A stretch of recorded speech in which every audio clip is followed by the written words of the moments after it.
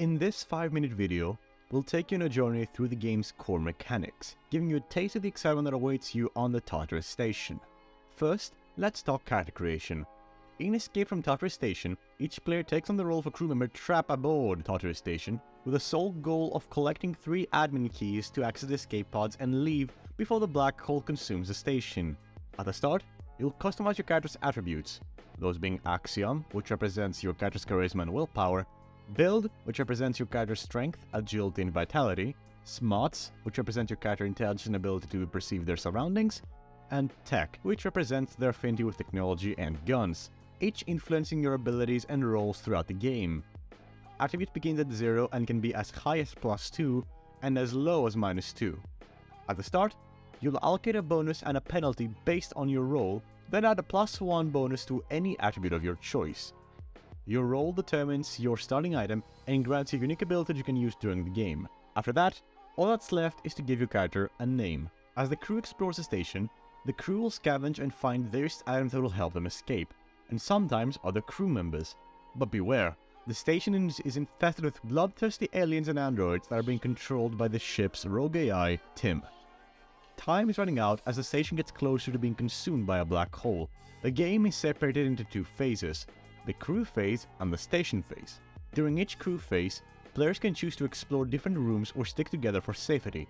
But be mindful of your choices, as each room comes with its own risks and rewards. And when you explore a room, roll a d6 to determine how that goes, and then roll on the appropriate room and quality table to see what you found. At the end of the crew phase, the crew fights any and all enemies that they might stumble upon while investigating.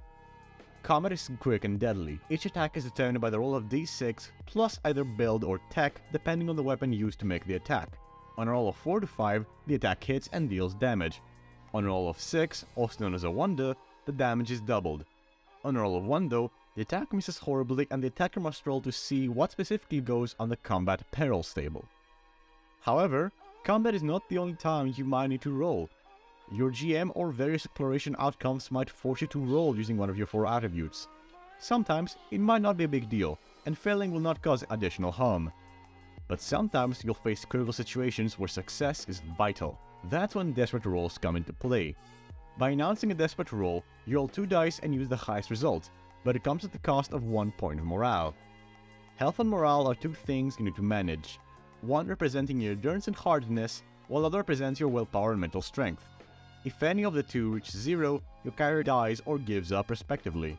After the fights are over and loot has been collected, begins the station phase, where the AI, controlled by a player or the GM, can use the ship slowly returning power to one way or another stop the crew from escaping, such as sending rogue androids to fight them or locking them down in a specific part of the station.